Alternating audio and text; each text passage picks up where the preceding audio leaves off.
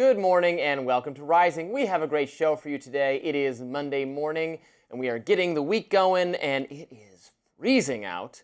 I know. Icy. I don't know if you saw any of this, Lindsey, but over the weekend I enjoyed spectating the heavy construction equipment that was being used outside my window to move the giant chunks of ice. Oh, so there is progress. They were making progress, yeah. And then people who'd parked their cars on the street before the storm hit and their cars had been trapped in ice there. Boxed in. And it was funny watching the forklifts try not to destroy the cars as they were going around it. And well, I gotta say, I wasn't here. I went to Denver this weekend and it was way warmer in Denver than here, which says a great deal. Denver is supposed to be the winter capital of America where people go skiing and freeze. Schools here have been closed for 6 straight days. And again today, they're closed. It's if you're in insane. Maryland, it's pretty wild. Genuinely insane. Coming up on Rising, the DOJ released 3 million pages of Epstein file documents over the weekend. We're going to take a dive into that. Plus, Iran is threatening a regional war if the U.S. decides to attack. And a Texas Democrat made history after flipping a state Senate seat in a district that Trump won by 17 points in November.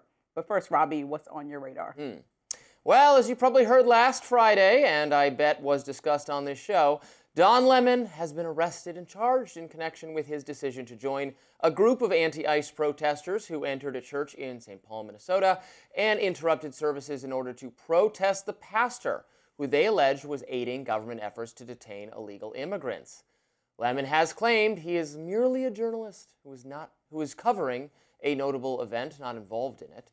Indeed, it is very important to protect the First Amendment rights not just of journalists, but of anyone practicing journalism. The problem, of course, is that the First Amendment only protects your behavior vis-a-vis the government. It does not give you the right to trespass on private property and interfere with the First Amendment rights of other people. Nor is journalism some special category of employment that gives you extra rights. You can't participate in an illegal action and then wave your badge and say, "It's okay for me, I'm a journalist." You can arrest these other people for committing crimes, but not me. Of course, that's not how it works. All that said, the government must prove its case that Lemon actually broke the law, that he knew precisely what the protesters were planning, participated in it, and was involved in the effort to disrupt the service. He did not merely opportunistically report on what was happening there. Here's what he had to say for himself following his release. I want to thank everybody for their support. It truly means the world to me. I have no idea what's going on because obviously I haven't seen anything. I have spent my entire career covering the news. I will not stop now. In fact, there is no more important time than right now, this very moment, for a free and independent media that shines a light on the truth and holds those in power accountable. Again, I will not stop now. I will not stop ever.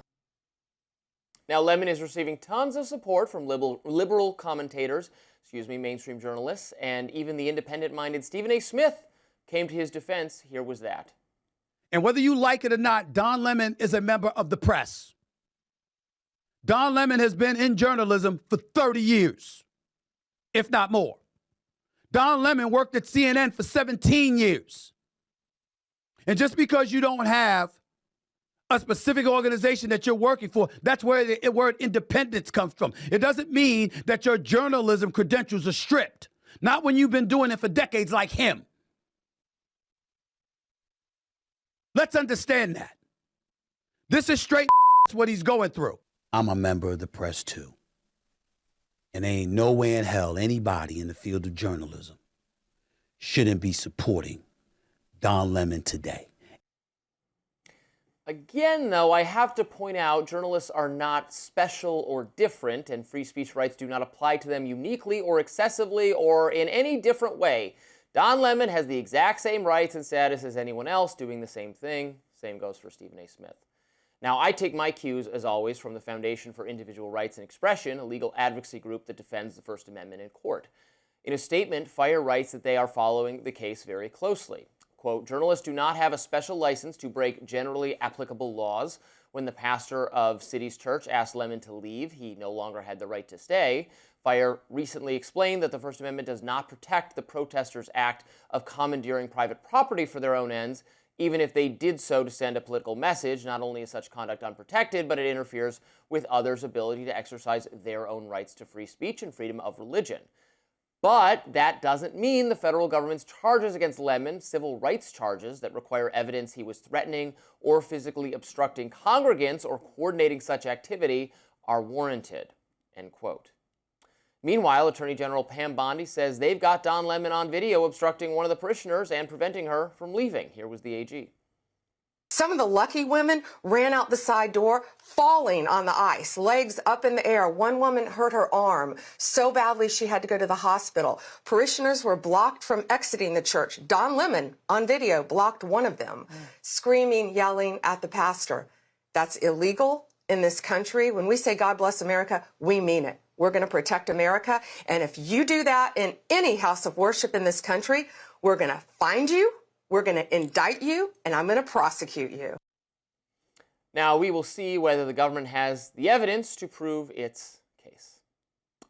You know how I feel about this. You I don't have to guess. Well, you could just take a wild guess. I think this is ridiculous and embarrassing for our country. I'll say it again. Really? Don Lemon is a journalist, right? Don Lemon was there to report on a story of national importance. Don Lemon is somebody who wanted an exclusive story, so he used his sources to meet up with a group of protesters that traditionally use their First Amendment right to protest events that they don't like. And he followed them, and he even said, we're going somewhere, I don't have much information, I can't really tell you more, I'm going to follow this group, and he followed them to a church. There's nothing barring somebody. I mean, he with said camera. he wouldn't share the information. Yeah, so what does that mean? He gave to you? So we're every indication that he knew what they were doing. That's because you say, Robbie. That's because you say. And I also just think... because it's on video. No, but you're interpreting what he means by the way that he spoke or the inflection in his voice, and that's what they're prosecuting him off of. I don't think that's enough. Two judges refused... They're prosecuting him for obstructing someone from leaving. Yeah, so the one person that Pam Bondi's saying she has on tape, show the tape. Because I don't trust anything that Pam Bondi says. So show the tape. All right, well, two judges. I mean, I agree with you that they shouldn't be able to just have him locked up without presenting evidence. Right, I'd like to see this. And so two judges evidence. refused to sign this warrant, I think for a reason, and we know the administration continues to say if somebody speaks out against them or a political enemy, they're going to move forward and try to find charges like they've done with Letitia James, which aren't warranted. And I think when you talk about the attack on the press that people are talking about, we know that the FBI just searched the home of an Associated Press journalist because they were trying to find the connection to what was happening with the Pentagon contractor that released information.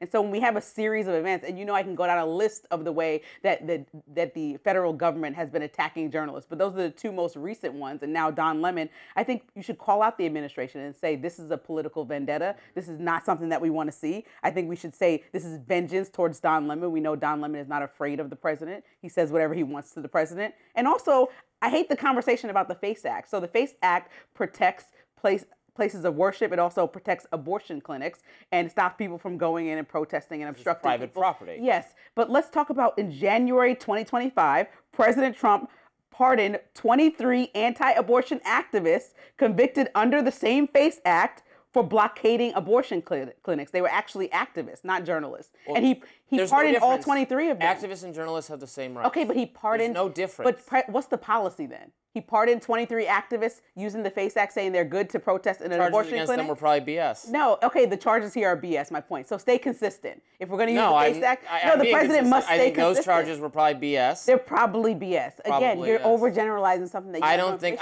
because I've seen the anti-abortion protesters and I've seen clinics. these protesters. They don't Don Lemon prevent was people asking from questions. going in. That's liberal nonsense that they don't have any right. No, they have every right to be outside Planned Parenthood and protest and say whatever they want to say. They have the right to do that. Well, they went inside, and Don Lemon went inside the church, and he asked the pastor questions. I didn't see him blocking anybody. I watched the live stream. That's also a video that's live streamed. So I got to see with my own eyes. He's not being charged for asking the pastor questions. Yes, they're saying that he obstructed their right to worship. How?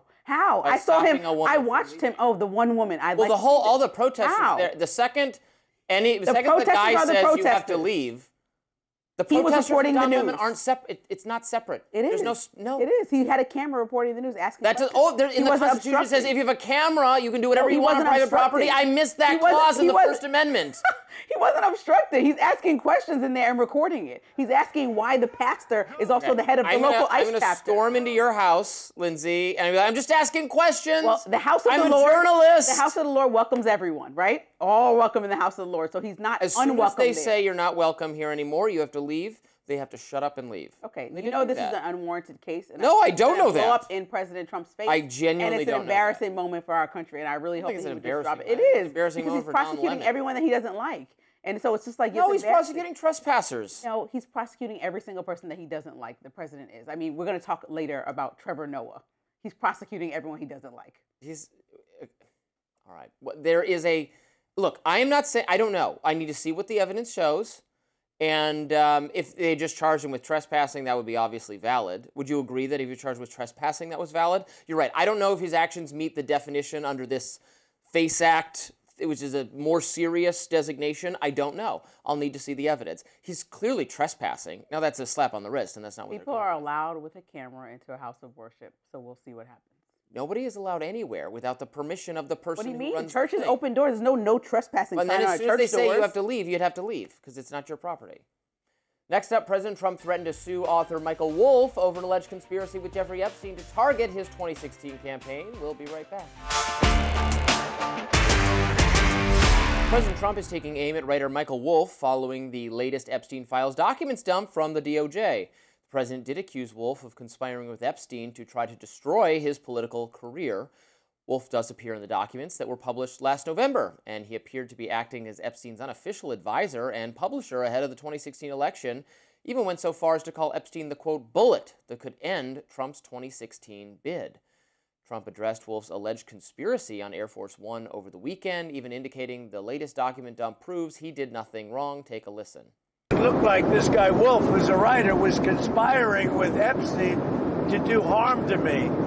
And I didn't see it myself, but I was told by some very important people that not only does it absolve me, it's the opposite of what people were hoping, you know, the radical left, that Wolff, who's a third-rate writer, was conspiring with Jeffrey Epstein to hurt me, politically or otherwise.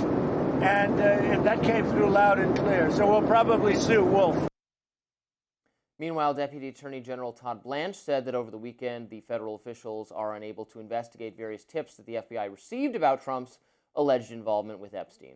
Now, DOJ emails show that those tips were compiled as information from, quote, Trump accusers back in August. The documents show the FBI contacted many, but not all of the initial callers, with some tipsters not leaving their information. Blanche told CNN's Dana Bash that it's because of some of those tips were anonymous and relied on secondhand information that they have been unable to investigate them. Let's take a look. It's not about President Trump. It's about a ton of people, multiple people that were, quote, in the Epstein files. And what I think folks will see when they review the materials we released is that there have been hundreds of calls made to the FBI where allegations are made by either anonymous individuals or people who are very quickly determined to not be credible, whether it's the nature of what they're saying or the fact they won't provide any information or corroboration. And that's part of the Epstein files. Blanche also pointed out that they received tips regarding other prominent politicians and famous people. As of Sunday morning, the list of tips regarding the president was no longer available on the DOJ's publicly available database. A DOJ spokesperson also said in a statement Friday that there was no validity to tips regarding Trump, saying, quote, this production may include fake or falsely submitted images, documents, or videos, as everything that was sent to the FBI by the public was included in the production that is responsive to the Epstein Files Transparency Act. Some of the documents contain untrue and sensationalist claims against President Trump that were submitted to the FBI right before the 2020 election.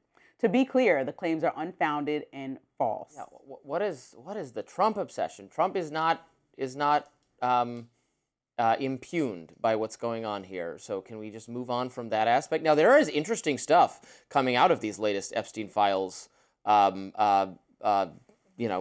making available, including multiple people who said that they'd never been to the island. There's now emails saying, hey, when am I getting my invite to the island? I can't wait to go. Including Elon Musk, frankly, is that. But we're just obsessed with Trump. Who cares? It's not Trump. Trump is not involved in this. Well, can we accept that and move on? No, I think when Of course you can't. Yeah, no, I think we have 1,800 times that man's name was mentioned. That's a lot. I mean, my name wasn't mentioned in there. Your name wasn't mentioned in there. You're not the most important person on earth. Well, neither is Trump to me. Yes. I think 1,800 people. Well, you can live your truth, but Trump is the most important person to on you. earth. 1,800 times mentioned. He was mentioned that many times. That means it's worth looking into. And you talk about this journalist. The journalist was not trying to just attack Trump. He literally was asking for that time in that back and forth with Epstein. Well, Michael Wolff was trying to attack Trump. Yeah, he's saying this would be the bullet to take him down because he was trying to convince Epstein, according to him, that he wants people to know the truth about Trump, so he should come forward with what Epstein knew. So he's like, just do what you want, say what you want, say it out loud. Michael Wolff, because your career is already ruined, your life is already ruined. Say the things out loud. That's what Michael Wolff says his intention was. Say. There is plenty to say. There's nothing to say. Not about Trump. I mean, we wouldn't be having this conversation if his name wasn't mentioned. And I'm of the thought process that we can go ahead and look into Bill Clinton too. I don't care. Everybody that's so closely tied to Epstein over and over again, and their names are being mentioned thousands of times. Let's look. I'm not biased in this way. People need to understand information about historically why this man was able to get away with so much. People want to understand what his foreign connections might be. People want to follow the money and see who paid him, how he got to such success. It makes no sense. And why he was dangling so many threats over President Trump's head. There's no threats that my point is, like, whether you think Trump is the most important man in the world or not, you can't dangle threats over somebody if they're completely untrue, right? If somebody dangled an untrue threat to you, you would be unbothered. You'd be like, say it out loud, right? That's not true, because anyone even tangentially mentioned in the same breath as Epstein suffers reputational harm. People have had to pay out to some of these victims who are not credible, who are subsequently demonstrated to not be credible, but you don't want the negative publicity and you don't want to go to trial, so you just pay them out. So there is ample reason to not want any of this, even if you're totally innocent, A. B, nothing is being suppressed. We're getting the information and it just doesn't have anything to do with Trump. Or frankly, the Clintons. The interesting part is the people who continue to talk to Epstein after he already goes down for sex crimes in the aughts and are still having correspondence with him in the 2010s. That includes Richard Branson. That includes Steve Bannon in a big way. Steve Bannon, Stacey Plaskett, messaging with Jeffrey Epstein right up until the end. I saw a 2-hour interview that Epstein did with Bannon. I'm not sure at what point, where they're talking about housing and stuff. Maybe we're going to address it in a bit. I don't know. It's that's all interesting, but Trump is just not. There's nothing to do with Trump. What about the old adage that where there's smoke, there's fire? There's people that are mentioned 1 or 2 times, and yes, we're like, okay, these are uncorroborated claims. We're seeing Trump's name next to 13-year-olds. We're seeing Trump's name next to Ghislaine Maxwell bringing young girls to him and him deciding what the next steps will be. That's what we're seeing in these latest released documents. What if I said over and over again? No, not over and over again. There's no evidence that Lindsey is an arsonist. Right, but there's no evidence. 45 people call. If 45 people headlines, call the Hill, Lindsey and arson, unclear but is denied. If 45 people call the Hill and say, "Hey, Lindsey burned something," then I might be an arsonist. That's what I'm trying to say. The smoke fire idea, right? That, now, or there's a bunch of people out to get you. Obsessed with me? We're obsessed that much with President Trump? I don't think so. You know, this is the most. He's one of the most. He has enemies. He actually has friends, and one of them were Epstein. Sorry to tell you that. That was his good friend. Yes, and even though he's distancing himself now, people are just saying, historically, if you did something gross, we're going to point it out. And if you didn't, then clear your name. They've been trying. If they had it by now, it would have come out. They don't have it. They don't got it. There's no connection here for the bad stuff. What's wrong with holding powerful people accountable? Could be Trump, could be Clinton, could be whoever. Let's ask the questions. That's what we like to do. What's wrong with it for me is you and the people you're representing, or whose viewpoint you're representing here, will never be satisfied. They'll say, well, we just got to keep looking until we find something, even though there's nothing to find. That's my fear. Up next, Iran's supreme leader warns the United States that any attack on his country would result in a, quote, regional war. Don't go anywhere.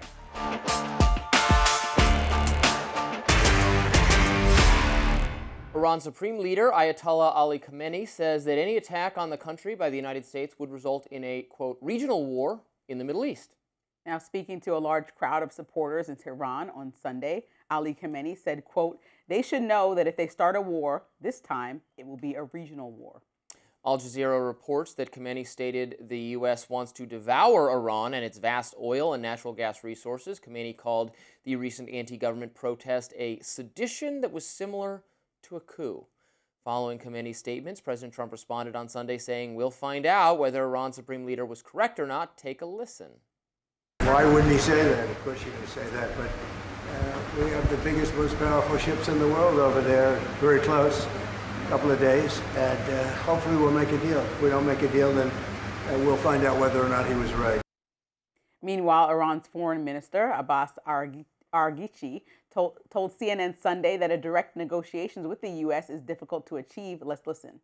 A meaningful negotiation should be based on trust. And unfortunately, we have lost our trust to the United States as a negotiating partner. And the reason is obvious. We negotiated in 2015. Everybody celebrated that when we concluded the deal, JCPOA, and the U.S. withdrew with no justification. Well, we don't trust them because they're an authoritarian government that just engaged in or threatened to. It did some of it, wholesale execution, political repression of people who want democracy and human rights and civil liberties and freedom of speech and freedom of religion, people who don't want to be oppressed by an Islamic extremist government. So that's why we're upset with them. We don't want war with Iran, but we don't want them to massacre their dissenters. And they're calling dissenters, they're calling legitimate political obstruction a form of treason against the government. Well, the government is illegitimate anyway because it's authoritarian, and authoritarian governments don't have legitimacy. I don't think it's our job to remove them from power, but threaten all you want. Trump's going to do what he's going to do. And that's the question. What are we willing to do? Are we willing to put boots on the ground?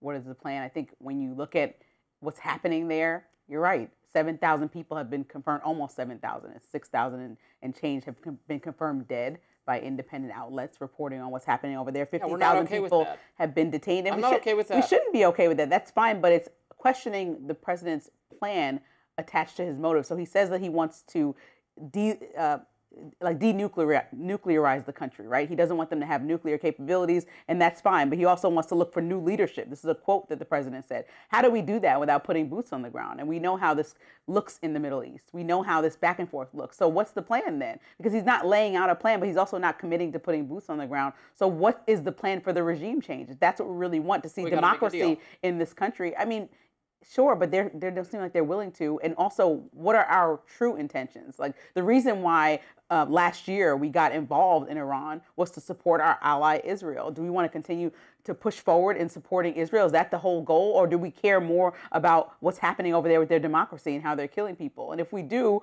what's the plan to back up our bold statements that we're making? And just making a deal might not be it, because Israel wants to make them have no nuclear capabilities, don't continue moving forward with any of their facilities. So how do we do all things? It doesn't seem like Iran's going to say, oh, sure, yeah, bomb them. No problem. Okay, we bombed them once, we'll bomb them again. So we're just going to start a war with them, and that's what everyone has to be okay with. Well, we bombed them previously, and it didn't start a war. So maybe that's what we're thinking. And Nicolas Maduro didn't take the threat of action seriously enough, and look what happened to him. So something can be done. Just saying. Up next, Democrats are reportedly split on whether to support a DHS funding bill. Stick around for that in my lens. Welcome back to Rising. Lindsay, what's in your lens today? Let's get to it. So House Democrats are staring down a familiar problem, and it's not just a procedural fight over funding the Department of Homeland Security. It's the deeper issue of what the party actually stands for right now, whether it has the backbone to defend it when things get uncomfortable. According to Axios, behind closed doors this weekend, Democrats were openly split over whether to support a 2-week DHS funding bill, a stopgap negotiated by Senate Democrats and the White House. Now, some lawmakers were a hard no. Others warned that letting the government shut down again would be politically disastrous. That tension matters because it's playing out in a moment when Democrats are already struggling to project strength, coherence, and direction. The emotional core of this fight is real. The fatal shootings of Renee Good and Alex Preddy have intensified anger toward DHS and ICE, especially among progressives who see another short-term funding extension as a Band-Aid over systemic problems. For many members, voting feels like abandoning reform altogether. But here's the problem. Democrats have been here before. When health care reform faltered, when shutdown brinkmanship backfired, when messaging fractured instead of focused, the result was not leverage, it was weakness. Now, House Minority Leader Hakeem Jeffries tried to draw a line, telling Speaker Mike Johnson not to assume Democratic votes to fast-track the bill. Later, Jeffries made the case publicly, saying, quote, "We need a full and complete debate." He also warned Republicans against taking a, quote, "my way or the highway approach," which is a fair point and a reasonable one. But process arguments only go so far when the public is watching a party argue with itself over whether it can even agree on a temporary solution. Republicans, meanwhile, are playing their own risky game. Johnson has acknowledged the difficulty, saying, "We'll get this done by Tuesday, I'm convinced." He brushed off objections by adding, "I don't understand why anybody would have a problem with this, though." That confidence may be misplaced. His razor-thin majority leaves no margin for error. But Democrats don't get a pass just because Republicans are being messy. The question for Democrats is simple. What are you giving voters to hold on to heading into the midterms? Because "we oppose this internally" is not a governing message, and "we did not want the government to shut down," but is not a rallying cry. Here's where I land on this. Kicking the can down the road has not worked. It hasn't produced reform, it hasn't restored trust, and it hasn't stopped the same abuses from happening again. A 2-week extension does not buy leverage, it just buys time for the status quo to survive. And the bigger point is simple. Immigration enforcement can exist, but it cannot operate like a system with no rules, no transparency, and no accountability. Masks off, body cameras on, proper identification. Federal agents should be held to the same use of force standards as state and local law enforcement, and they should be held accountable when they violate them. That's not radical, that's basic governance. Local police departments operate under these rules every single day. So if Democrats are going to take a stand, this is the one that actually matters. Not a symbolic shutdown, not another short-term patch, but putting clear enforceable rules on paper and refusing to fund a system that operates in the shadows. Because accountability isn't anti-enforcement, it's pro-democracy. And if this moment doesn't force that conversation, then nothing about another temporary funding deal ever will. Well, this is their moment to fight, I guess. I think the partial shutdown is going to end by Tuesday.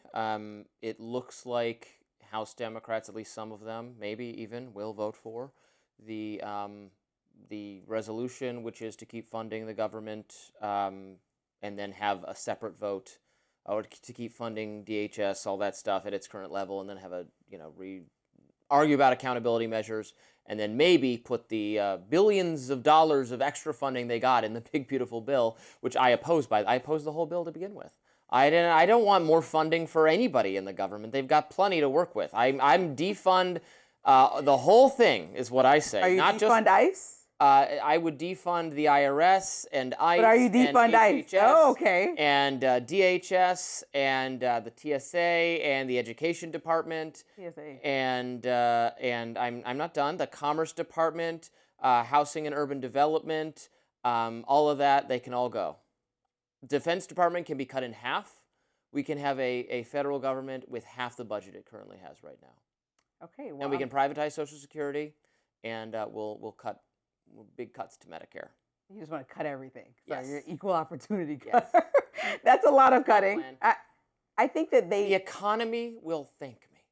yeah, but We will boom like never before. we know that's not going to happen, right? No, Elon I know. Musk tried I know. his version of that, I and know. it didn't work. I know. But I think that when you have common Well, sense Democrats reform, found one program they want to cut, ICE. So congratulations. and some people, so there's different conversations happening within the Democratic Party. Some are the whole abolish ICE conversation. This is like defund the police. It's like that's the one end of the spectrum, and the other end is just common sense reforms. We heard Senator Chuck Schumer lay them out specifically in 3 tiers. Some of them, to me, seem like you can easily get on board with them.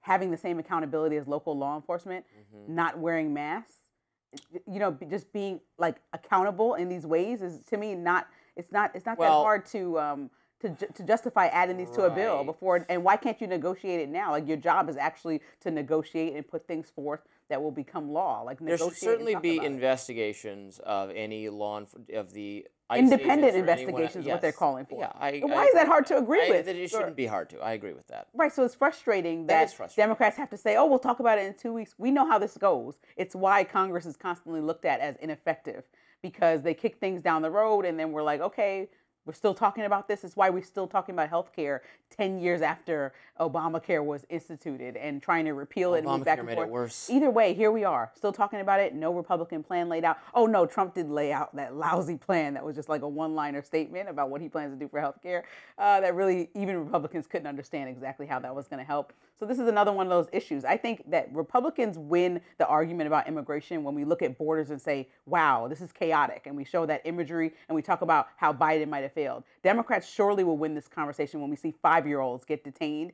and when we see American citizens being killed, because nobody wanted that type of immigration reform. And so we're at a crossroads where if we don't implement and have dialogue across the aisle about how to have immigration reform, that we're not going to have it in any way that the country appreciates. And this is going to become a winning issue that was a winning issue for the Republicans will soon become a losing issue in the midterms, because now we have Americans killed and people that can't even get their story straight.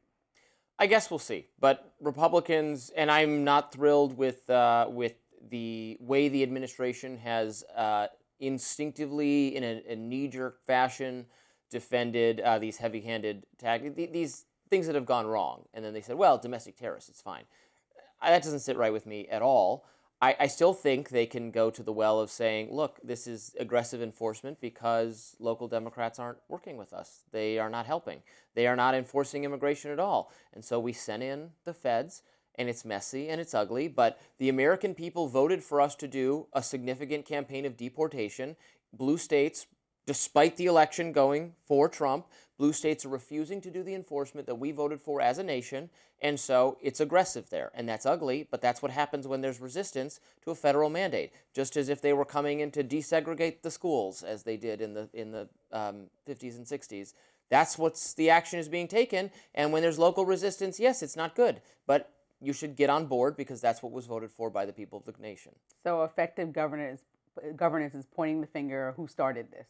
That's what you're saying. Look at Democrats and say, well, you made a sanctuary city, so you...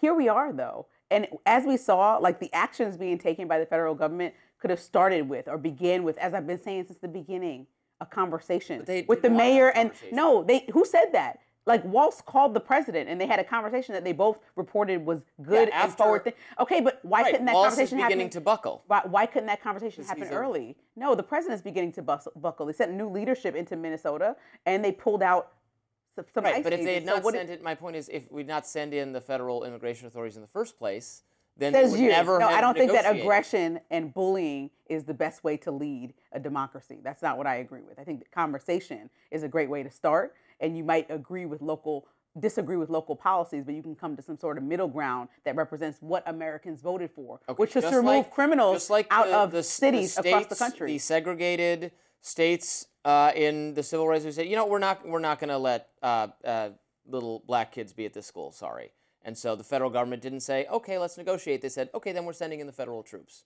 and they will go to school, and that became the law of the land.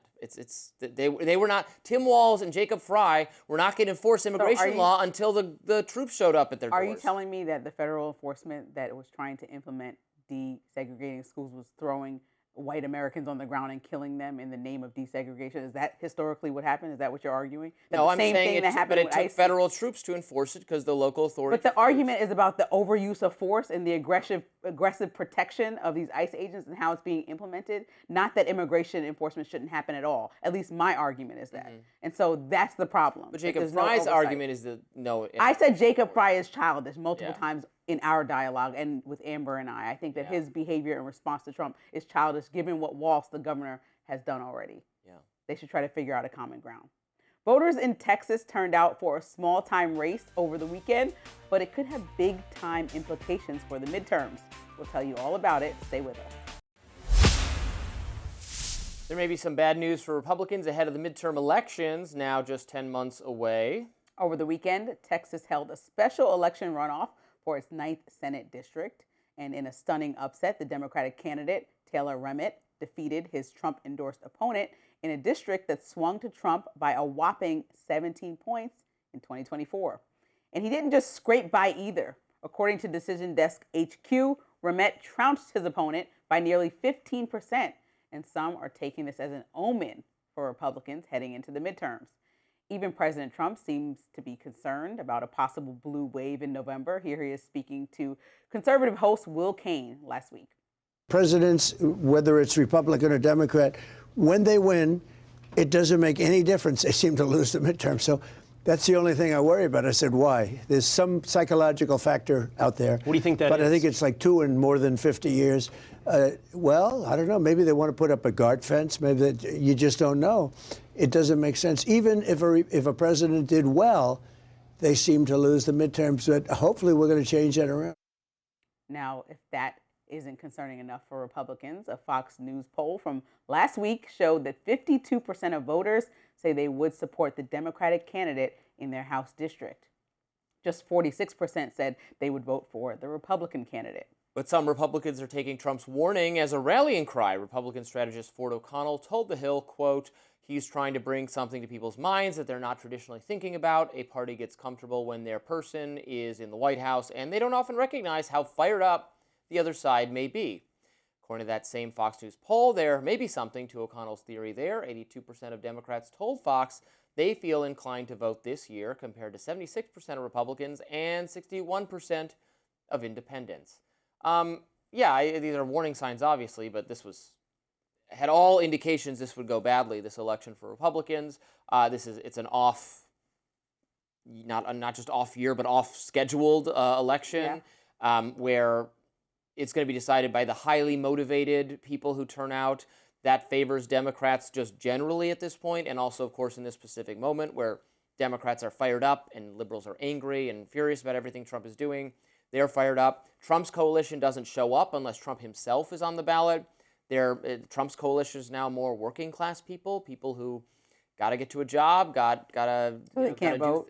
It's the Democrats are the more affluent constituency at this point. They can and more determined. They're watching MSNBC or MS Now, the Grammys, and CNN and the Grammys, and they're being reminded, oh my God, Trump is sending fascism into America. You got to turn out in the special election, and they're cognizant of doing that.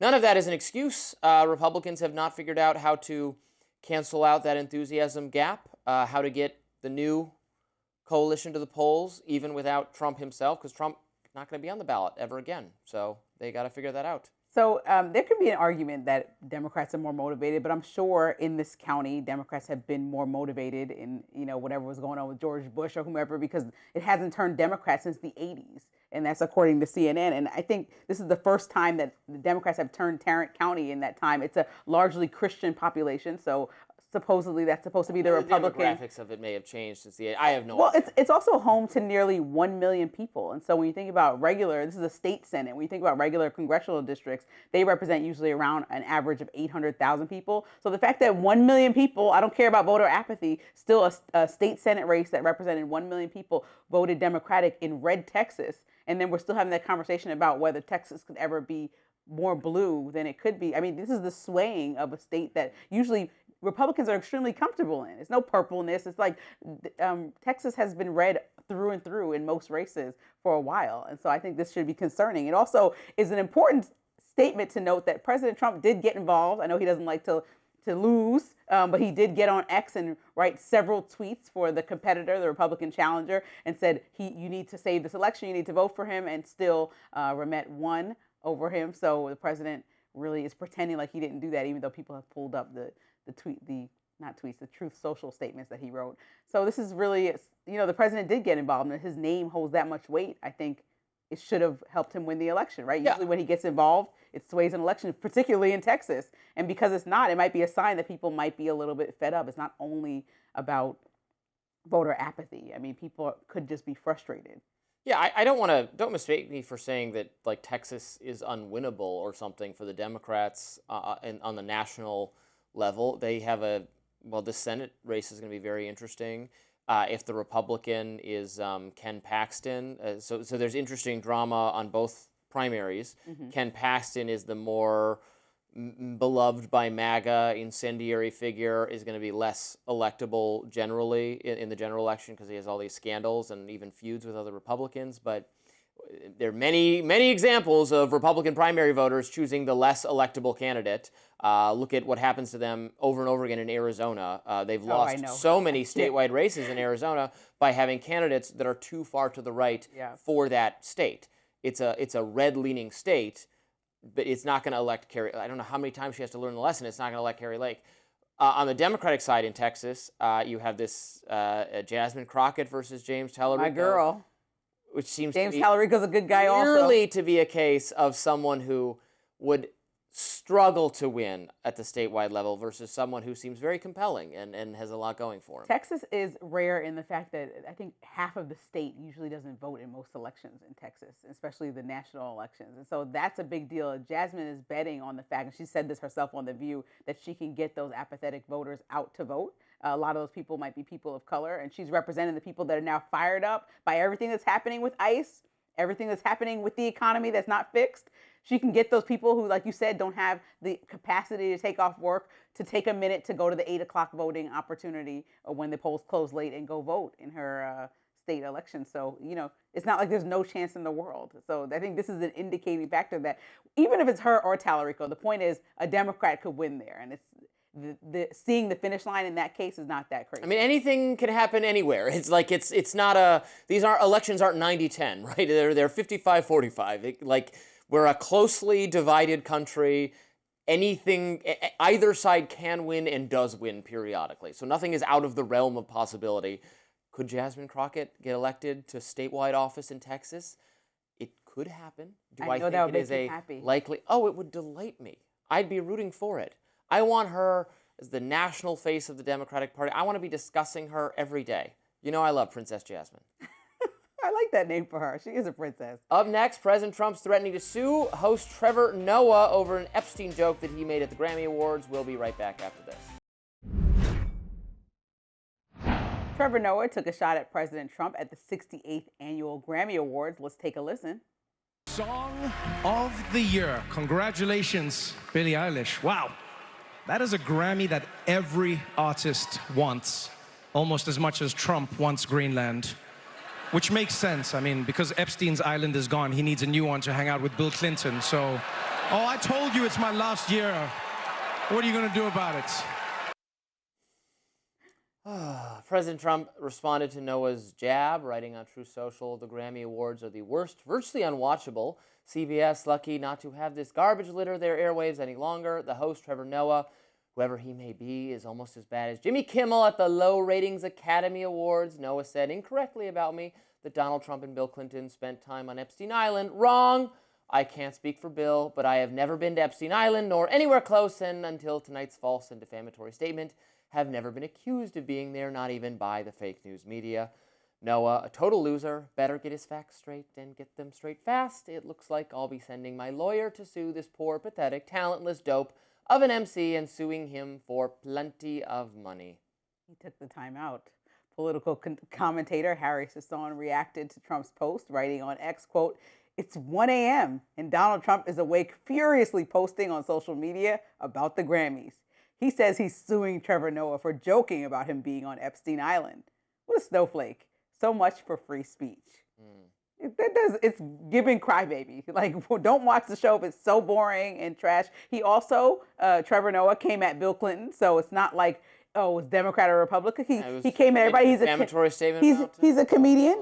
You know, it's equal opportunity comedy. I don't understand why Trump was going to get so panties in a bunch about this. He needs to just... Well, because probably a significant portion of the people at the Grammys, and the liberals all watching the Grammys, I can't imagine who else would watch the Grammys, think that Trump probably was on the island, even though there's no evidence of that. Well, so we're just concerned about, to use it, let's put this in Democratic parlance, we're just very concerned about the spread of viral misinformation.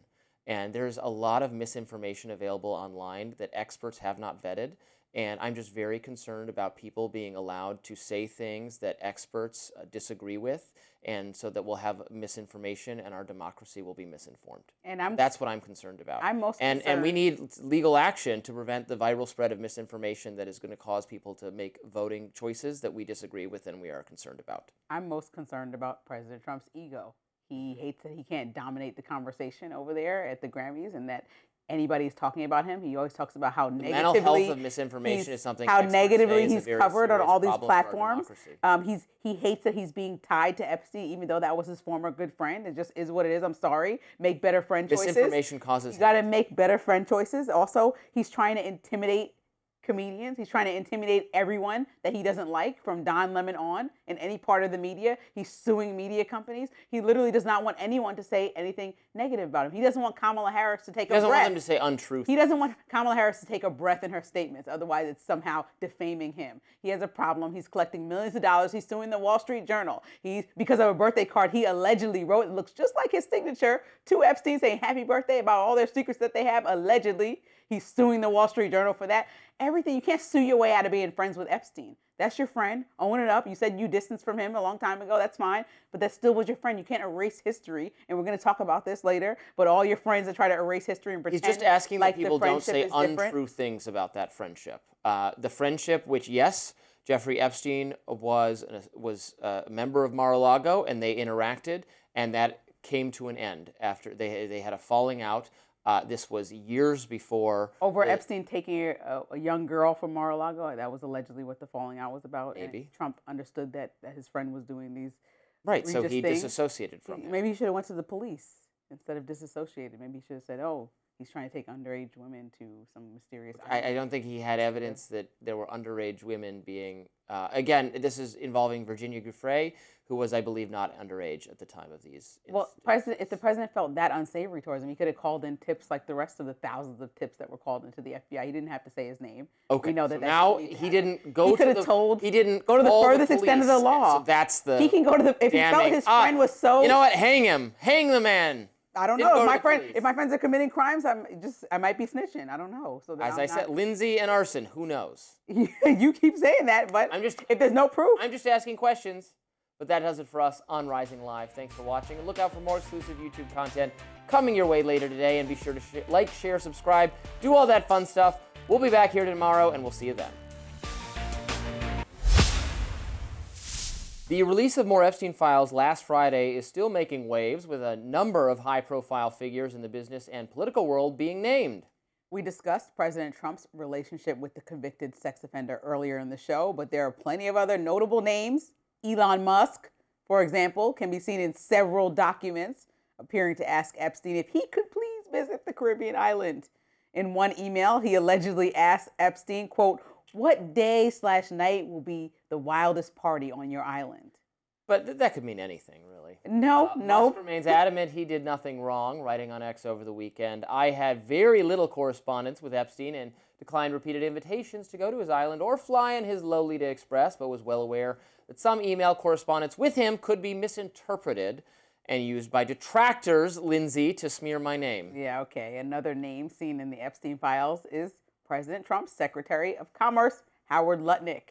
He says he visited Epstein's Manhattan mansion roughly 20 years ago, but says he was so disgusted by the visit that he then cut ties with Epstein. However, emails appear to show Lutnick planning to visit the island in 2012. The New York Times says Lutnick denied following through on the visit, telling them over the phone that he spent zero time, that's a quote, with Epstein. The Department of Justice also released an interview with Jeffrey Epstein and former Trump advisor Steve Bannon. In that interview, Epstein seemingly blames the 2008 financial crisis on former President Bill Clinton. He accuses Clinton of playing a role in pressuring banks to lend money to people with bad credit, which ultimately led to the collapse of the housing market. Take a look. The real enemy of the finance system was Bill Clinton. And if you ask me what and who caused the financial crisis, I would tell you it was Bill Clinton. We can't lend to people whose credit is not prime. You're asking us to lend to people who are subprime. And he says, here's the key, if you don't, Mr. Bannon, I'm going to make sure the Justice Department charges you with discriminatory lending. Let's get to that interview in a minute, but first, take a victory lap for Elon. Looks like a big hypocrite on this. I'll admit it. Right. I'm a fan, but he looks like a hypocrite. Wealthy people. This is the connections that people are asking for. They're meeting with him, emailing him, having conversations with him, doing business with him. Which night is the craziest party? Huh? What? That's what he said. Which night is the craziest party? Peter Thiel accepted $40 million from Epstein, according to his firm, according to the New York Times. So I'm just trying to understand. Everyone said they didn't know him like that. It was old, historical, right? This is the argument of why we should listen to Trump, because he said the relationship was historical. But we're seeing proof of. Okay, but we're not going back to Trump. Historical. We're not going back to Trump. I'm just saying we're supposed to take people's word for it, and everyone's lying. You see, like Elon Musk was basically begging to come over and come to the island. So that's embarrassing for Elon Musk, who was saying all caps on X, the platform that he owns. Yeah. The president is all over the Epstein files. I think we're seeing the relationships were not brief. Everyone tries to say these relationships were brief and not really worth talking about, but these are not brief interactions. Some of the people that were listed in the file are it's like more of a joke, because like Russell Wilson, the football player, he was listed as supposedly looking at it into a jet that was owned by Epstein. So he's like, no, don't try to tie me in this. And there's some celebrities. We're talking about extremely wealthy people that had multiple correspondences asking to visit and also advising President Trump. These are people with bad judgment, right? Elon Musk was in the administration. And he was a convicted sex offender. Right. And so you're asking, can you come to his island? And so you have no morals, but you want to, not you, Elon Musk looks like he has no morals. And it just proves the point that everyone is just, what's the big conspiracy? And you seem like you're done with the fact that people are never going to be, you're done with the fact of getting answers because people are never going to be satisfied. But I think when you have high-level people like Elon Musk specifically satisfied until there's lying, evidence that it involves Trump, and there isn't. So that's why they'll never be satisfied. Okay, well, there were invitations, there were follow-ups. Everybody all of a sudden never followed up. So it's like if I email you, hey, Robby, can I come to your birthday? And then just, you don't see the correspondence. We don't go to text message. I just maybe went, maybe didn't. But I'm telling the people I didn't go, and then the other person can't speak for themselves because they're not here with us anymore. I just, it feels like a conspiracy. That's why people are getting uncomfortable. They just want all the information. They want all the financial ties. They want to know all the answers so they can figure out who did what, when, and who knew what, when. And we can figure out who Epstein really was. And that's it. That's all they're asking for, transparency. We know a lot. You keep saying that we don't know anything about. We know a lot about his life and his source of wealth. The most unclear part of the Epstein thing is the possible ties to foreign intelligence agencies through Galen, through his contact with the Israeli government, and was he trying to associate himself with all these wealthy and influential people so that he would have dirt on them, so that he could influence them on behalf of a government? Was this aware of by our government, so there was some cover for him? That is all, to my mind, that is the outstanding and still interesting question. Whether...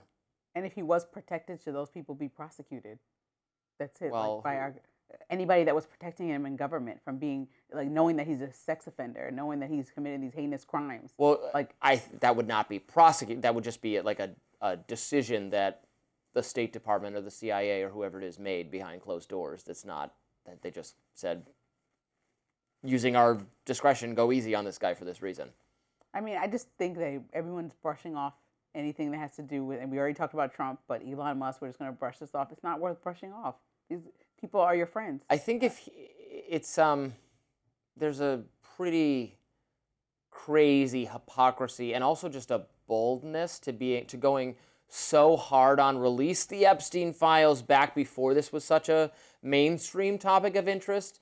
Go all in on that as like Elon and Bannon and others did, knowing how maybe Elon forgot he sent this email in 2012. Bannon couldn't have forgotten he sent these messages in 2019? Yeah, he went really far. Yeah, I would have not been leading the parade for more disclosure on those subjects. I had sent emails asking which night is the wildest party. It's also weird because the way that Elon Musk was so erratic when he had his little tit for tat with President Trump and was like kind of convincing everyone like, oh my God, Elon Musk knows something about Epstein. He knows that this is going to be President Trump's Yeah, demise. then he said Trump is in the Epstein files, and Elon is now already more in them than Trump is. More recently, anyway. Right. More, the part where it's more egregious because he's already been, convicted of a crime. That would be more problematic. So I can't even rationalize what Elon Musk is doing or what he has to say for himself. But he tried to say, like, some things aren't what they seem. I'm paraphrasing. Like, what do you mean? Yeah. What do you mean? The email isn't what you wrote? What do you mean? Let's address this. It's a 2-hour interview that Bannon and Epstein did, and I don't know what the context of it is. I watched some of it. It's an interesting conversation, frankly. Just if you didn't know who the people involved are, you go, oh, this is kind of interesting stuff. Epstein gives his views on the policies that led to the housing crisis that actually Steve Bannon pushes back on. Or they were disagreeing a little bit, because Epstein says the problem is, all these lower income people getting houses that they couldn't afford the loans for. And Bannon says, oh, so you're saying that what? You're saying the problem is people want home ownership? Is that working class people want to own homes? That's how he doesn't say how dare you, but the tone of him is, well, that's kind of mean of you, this super wealthy person, to say that people should own their own homes. Then Epstein's like, well, no, I'm not saying that, but I'm saying the Clinton administration pressured the banks to loan money to people, the mortgage lenders, to make loans to people who they knew wouldn't be able to pay them back because they thought it was going to be covered by the government, and that was a bad policy.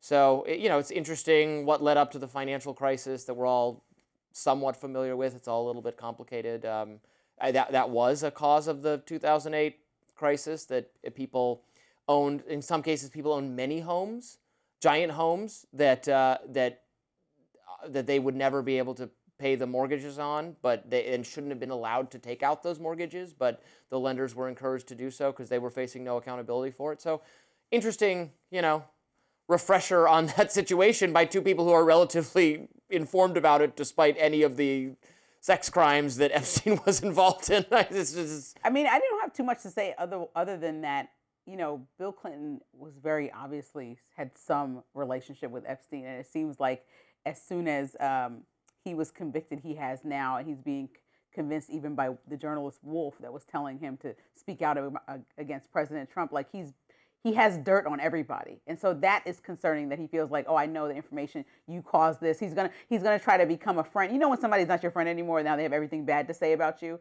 It's kind of like, what did he think the relationship was that was like kind of agreed upon between two parties that soured in his mind, that makes him want to retaliate in this way. So I think just hearing him talk about people that were really, seemingly good friends, and then want to get everyone back in a way, makes me try to figure out what's this retaliation relationship about, and why is he so upset, and what does he actually know? And it goes back to that question of, like, if we know everything, maybe we'll stop asking all these questions. I doubt it. Bill Maher criticizing Representative Ilhan Omar for being too critical of the U.S. We'll be right back. Late night host Bill Maher and MS Now's Joe Scarborough got into a heated argument while discussing Representative Ilhan Omar on Maher's show. This follows comments from President Trump, where he ripped Omar for being too critical of America and suggested she may have staged last week's incident where she was sprayed with vinegar by a man in the middle of her town hall. Maher denounced President Trump's criticisms of Omar along those lines, but he did say he at least partially agreed with the president that the Congresswoman seems to only have negative things to say about America. Let's watch.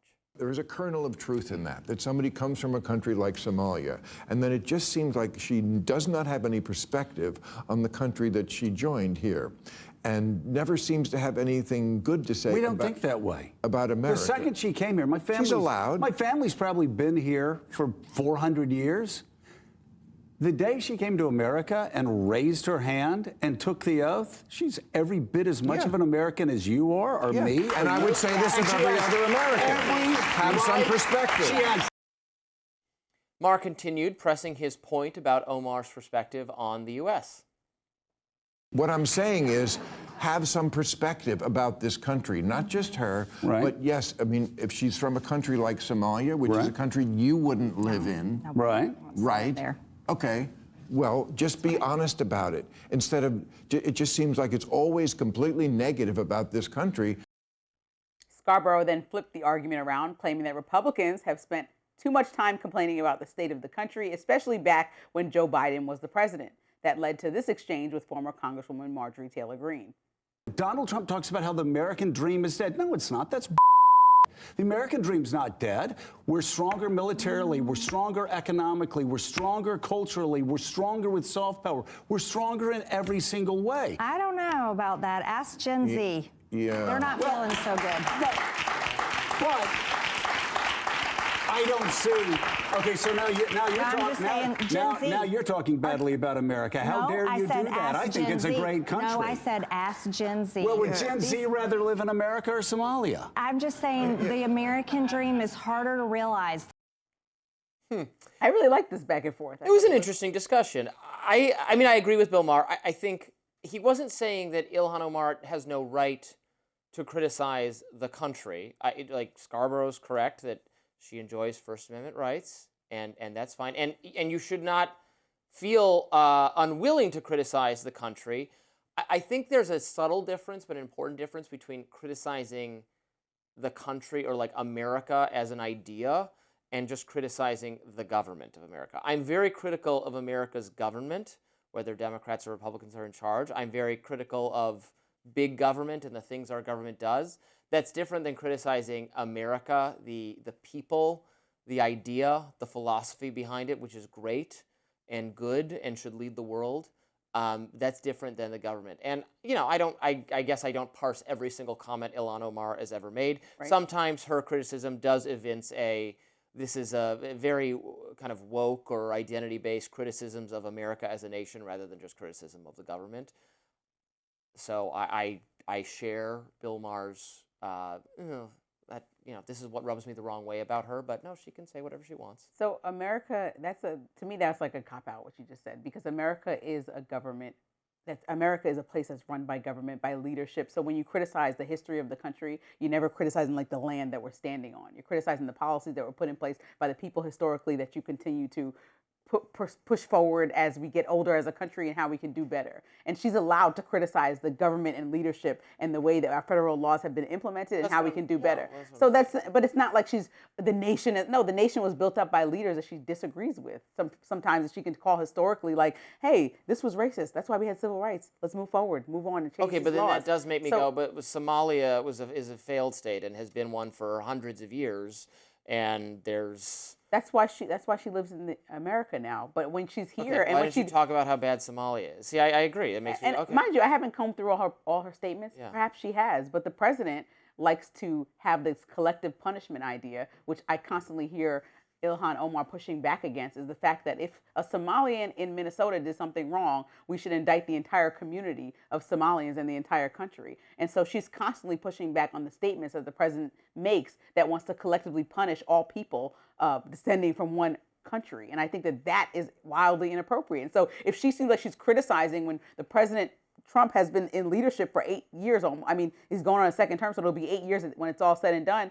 I mean, 8 years of her leadership has been under somebody who doesn't look at her country as legitimate. He says S-hole countries about Haiti. He looks at her and says, filthy, disgusting, dirty Somali. We heard him say that. So when he looks at her country and where she's from like that, of course she's going to criticize that and also say, I'm an American, but you need to have some kind of empathy and open-mindedness about how you enforce immigration, because now you're punishing an entire country based on the actions of a select few.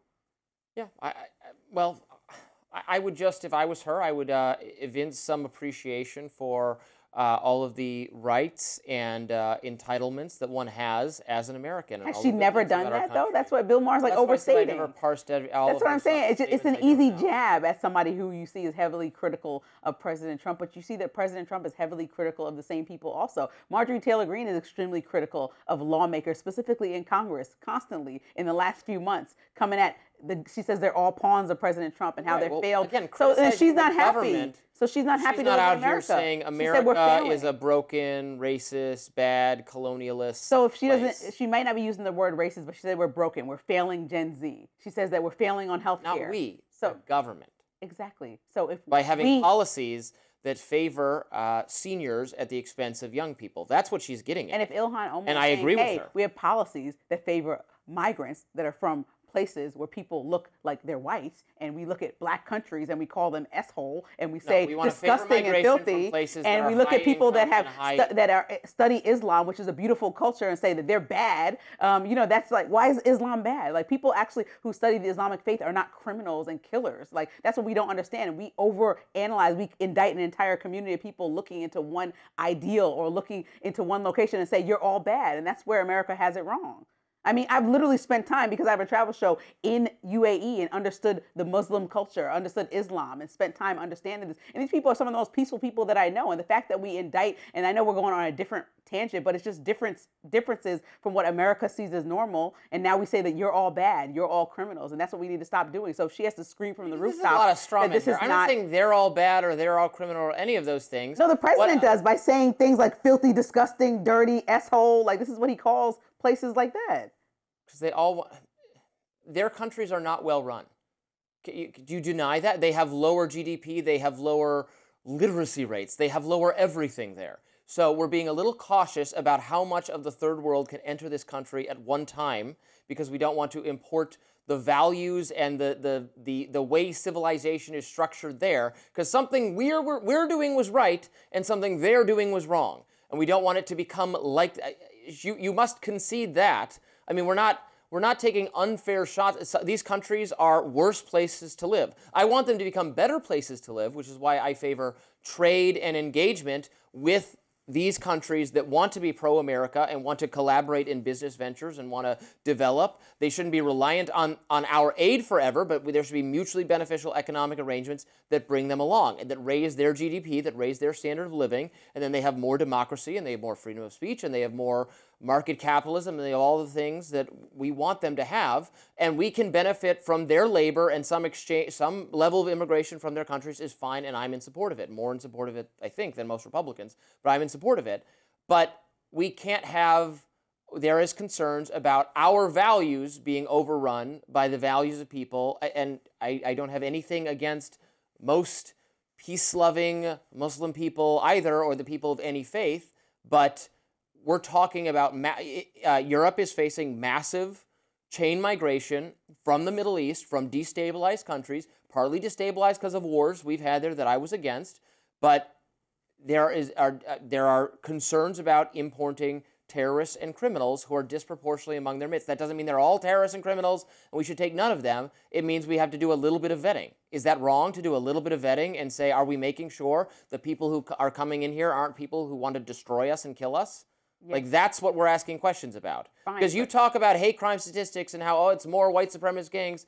The number one extremist category in the U.S. is Islamic extremism because of 9/11. So the president's direct response to the fraud happening in Minnesota, which was widespread after the pandemic, not just Minnesota and not just Somali people, was to shut down access to Somali people to immigrate into this country. This is not a proper response. Because they're disproportionate. Why is that not a disproportionate response? Because in Minnesota, which is the largest population of Somali people in our country in general, there was a widespread fraud. But across the country, if you look at fraud during the pandemic and afterwards, we can look at places like Ohio, we can look at other states, and fraud was rampant. So we should look at every single community then and say we're shutting down immigration everywhere, and not just look at Somalia and say, well, this country is the worst, the bad. You learned something bad from there, as opposed to them just being migrants that did something bad in the community because they saw an opportunity to take advantage, like everyone else, of the thousands of people that have been prosecuted after the pandemic that have taken advantage of our government. We didn't shut down access to every single person, every single place they immigrated from. We didn't look at how many migrants came from there. I don't believe you.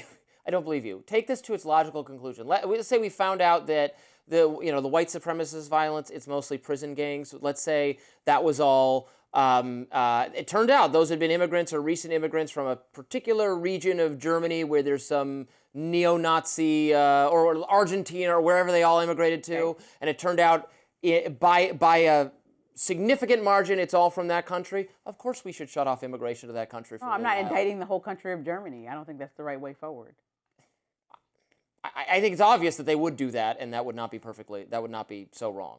Well, to tie this all in a bow, I think that Bill Maher is overgeneralizing what Ilhan Omar does. I think she defends a place that she was born, but also by being a Congress member, you would think that most people are devoting their lives to pushing for things that they genuinely believe will make our country better. Whether you think Congress is effective or not, the fact that you go into a role like that, which is considered public service, I mean, she is committing her life to this country. And so the fact that he feels like she's always negative, well, she's equally as negative as Marjorie Taylor Greene. If you want to look at it like negative about the history versus negative about the right now, it's all about policies. Policies make our country what it is, and she's able to criticize them. It shouldn't be condemned because she's overly critical of President Trump, who is extremely critical of pretty much everybody that doesn't agree with him.